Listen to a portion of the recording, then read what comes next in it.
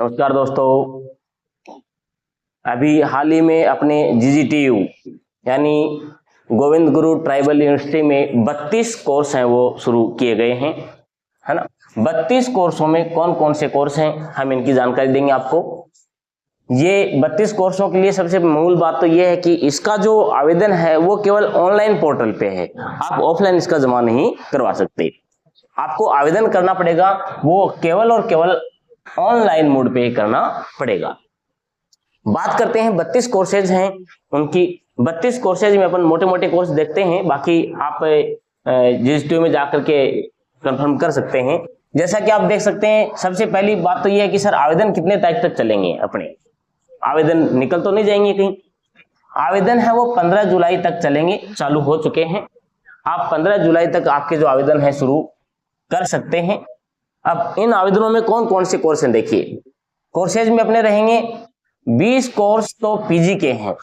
इसमें कोर्सेज में कितने हैं? 20 कोर्स आपके पीजी के रहेंगे।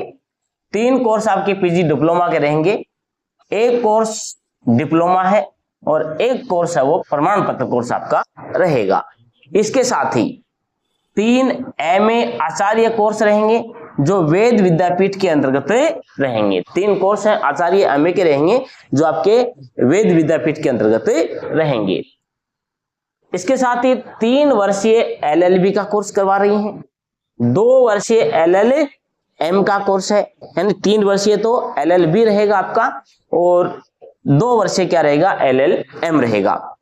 इसके साथ ही PG diploma in labour law भी रहेगा, यानी LLB, LLM और PG का एक डिप्लोमा है जो लेबर लॉ के अंदर रहेगा, वो भी आप कर सकते हैं।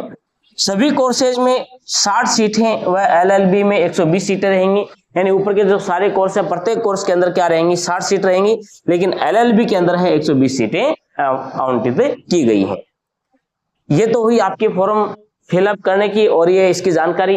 अब मेन बात ये रहेगा कि GGTU ने एक लाइन दी है जो कुछ हद तक हजम नहीं हो रही है और होगी भी नहीं। क्यों नहीं होगी? इन्होंने लिखा है कि 10 से कम आवेदन आने पर, किसी भी कोर्स में आवेदनों की संख्या 10 से यदि कम रह जाती है और यदि फैकल्टी नहीं मिलेगी तो वे कोर्स नहीं चलाएंगे और फीस है वो बच्चों की वापस लौटा दी जाएगी। ये बात तो ठीक आपकी कि फीस वापस लौटा दोगे, लेकिन जिस बच्चे ने इसी यूनिवर्सिटी से जो कोर्स करने के लिए आवेदन किया है उसको लास्ट में आप कोर्स वापस, ये फीस वापस देके कहेंगे कोर्स नहीं चलेगा, उसके साल का क्या है, उसके भविष्य का क्या है? तो मेरा मानना यह है कि GGTU को एक बार थोड़ा मंथन करना चाहिए कि जिन बच्चों ने, मान लीजिए 9 बच्चे भर दिए, जो भी है कम रह गए बच्चे और 60 बच्चे भर गए, आप तो कह रहे हैं कि फैकल्टी नहीं मिली तो भी हम कोर्स नहीं चलाएंगे। फैकल्टी नहीं मिली तो बच्चों की क्या गलती है इसमें? तो मेरा मानना यह है कि इनको ये बात हो सकती है कि 10 से कम होंगे तो हम कोर्स नहीं चलाएंगे, लेकिन बच्चे पूरे हो गए और फैकल्टी नहीं मिली तो आप कोर्स नहीं चलाएंगे, ये बात वाजिब नहीं है। इसके ऊपर थोड़ा सा एक बार फिर से मंथन किया जाए। और ये तो लास्ट की बात है, मैं नहीं मानता हूं कि फैकल्टी नहीं मिलेगी और कोर्स में, किसी भी कोर्स में 10 से कम बच्चे रह जाएंगे। बिल्कुल पूरे बच्चे हो जाएंगे, कोशिश करेंगे तो फैकल्टी मिल जाएगी। आप तो निश्चिंत हो करके सभी विद्यार्थी जो अपने GGTU के अंतर्गत आते हैं, बांसवाड़ा के विद्यार्थी हैं, ज्यादा प्राथमिकता उनकी रहेगी। ये कोर्सेज हैं ये भरिए और कीजिए।